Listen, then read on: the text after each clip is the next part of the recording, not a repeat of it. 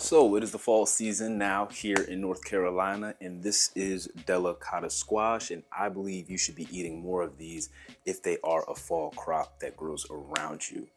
Let's make something dope with it.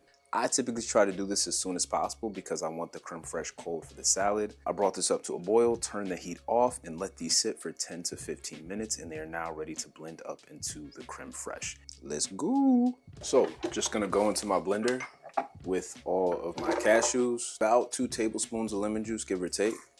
And then I do about 1/3 cup of water. You might need more or less depending on how thick or thin you like it. On a high speed for about 1 to 2 minutes.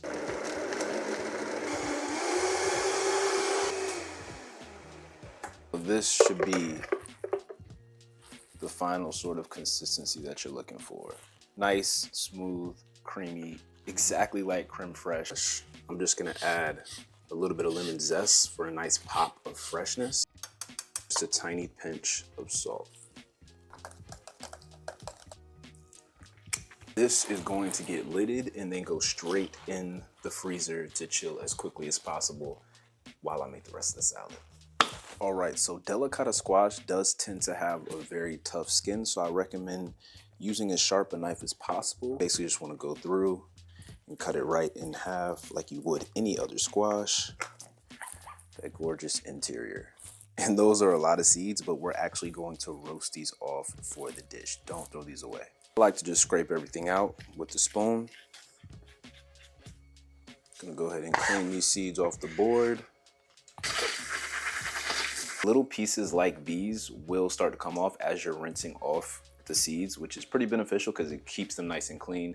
And you can just throw this outside in your backyard, throw it in some compost, or just throw it in a random grass patch because it can break down. This is pretty much as clean as they're gonna get.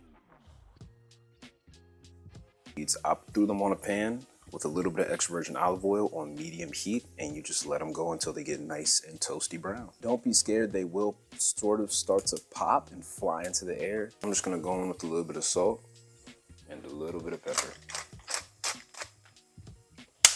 So this is as far as I like to take mine. You can take them a little farther and get a much toastier flavor, but I'm very afraid of burning mine, so I'm not gonna do that today.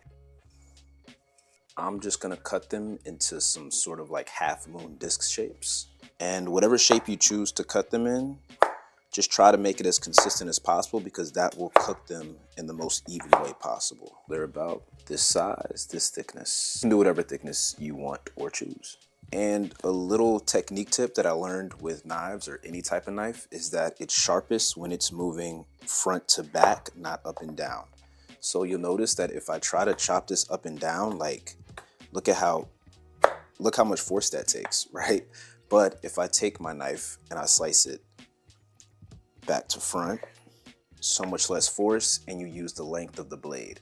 So you really want to focus on using the entire length of the blade to use the blade as efficiently as possible to get through this tough skin. And that makes things a whole lot easier and a whole lot safer, I promise. So I have my pan on a medium heat, and I'm just gonna go in with some butter and some extra virgin olive oil.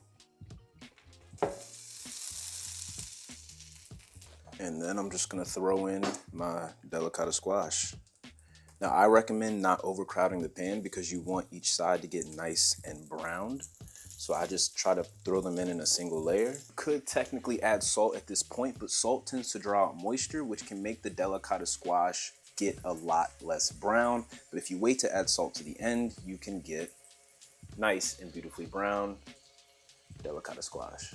Now I typically flip these with my bare hands and a spoon, but you can definitely use a pair of tongs because this is by no means safe. The squash on the outside might not brown, sort of like these two. And what I do with that is I just move these browner ones to the outside and move the less brown ones to the inside so that they can get a much stronger direct heat. So at this point, I'm gonna add a nice pinch of salt, pepper, and just a tiny shake of red pepper flake. Oop, that was a lot. And the last thing I'm gonna do is finish this off with a tiny, tiny drop of maple syrup for a little bit of added sweetness.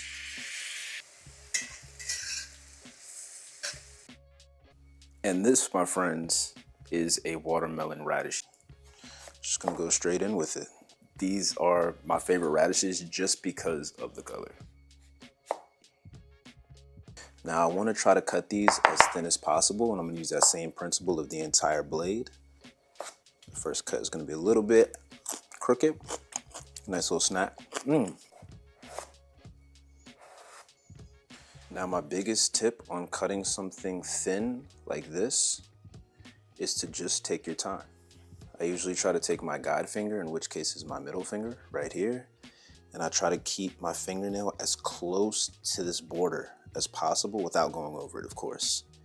And then I just come down, try to use the entire length of the blade, make full contact with the cutting board, and that's it. Nice, thin piece of radish. Like I said, guide finger, fingernail as close to the edge as possible without going over, and then just go straight in there. Here are our beautiful watermelon radishes.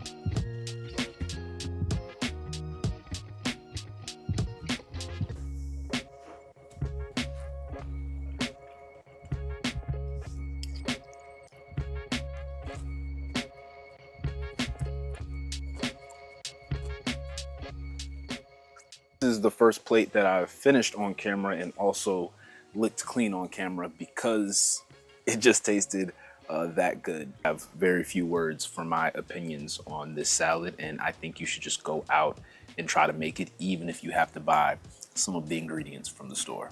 It's worth trying. That's all from me. I'm gonna make another one of these, but stay safe, have fun, don't forget to smile. I love you.